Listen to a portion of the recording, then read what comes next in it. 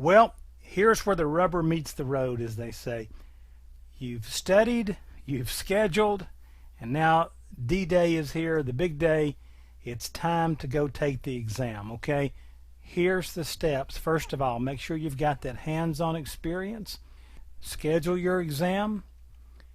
And just keep in mind that having a deadline will focus your preparation efforts. Set it out there a little bit. Give yourself a couple of weeks or so.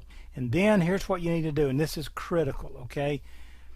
The day before the exam, all right, you need to memorize certain items the night before the exam. Now, the day before the exam, I want you to rest, relax. Don't schedule the exam the day after your most hectic day at work. If Fridays are horrible for you, don't schedule this exam on a Saturday. If Tuesdays are kind of easy days, I don't know, maybe the boss is out that day or there's not a lot of people there or whatever, then schedule your exam for Wednesday, okay? You want to have a nice, easy, peaceful, restful day the day before. Spend that day and that night, early that night, memorizing certain items. Now, there are things about the exam, and you'll hear me say it as we go through the course. You need to memorize this. You need to memorize this. Length of cable, how far you can run twisted pair cable. Transmission speeds on the various wireless technologies. So those kind of things you'll just have to memorize, okay? Make sure you've got those memorized comfortably. You don't want to get to the exam and try to remember, wait, was that one 54 megabits or 11 megabits and that sort of thing, okay? Now, don't cram. Do not stay up till 2 in the morning the night before the exam trying to cram stuff into your brain, okay? You want to get plenty of rest. Don't go out partying. Don't sit up and watch football. Whatever it is that you do, don't do it that night, okay? Get plenty of rest. Now, you need to arrive to the exam location, I would say 30 minutes early. Most everybody's going to say 15. I've said 15 in the past. But it's probably good to leave 30 minutes, so if there's a traffic problem, just get to the place, sit in the parking lot a few minutes, go over your memorized stuff, chill out, take it easy. Just do not run late to this thing and just show up relaxed. Now, here's what I want you to tell yourself before you go in. Life does not depend on passing this exam. You can trust me on this. I have failed certification exams before, all right? The sun kept coming up.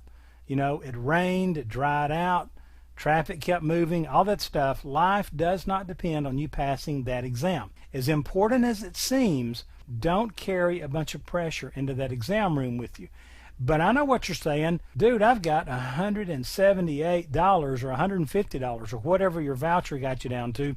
I've got that at stake here. If I don't pass this exam, this is going to be like lighting a fire to $151 bills or 178 or whatever, and that's not going to be cool.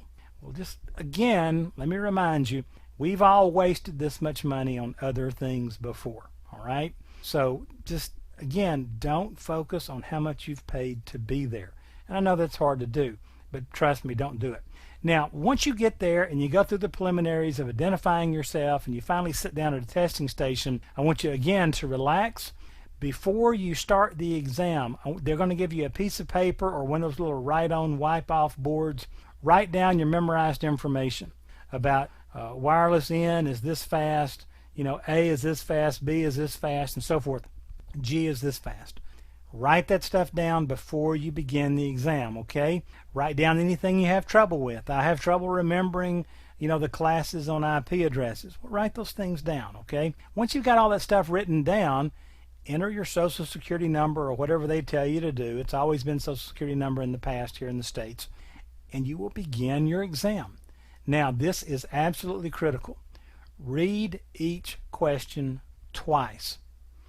Read it very slowly and deliberately, and do not, notice the all caps, do not anticipate the question. Don't read the first part and assume you know what they're asking, you know where they're headed with this one. Read the entire question. Sometimes the last part of the question will take a turn on you that you didn't anticipate, and it'll change the answer that's correct, okay? Now here's what I want you to do. First question. I want you to read the question twice, read it slowly, if you know the answer, okay?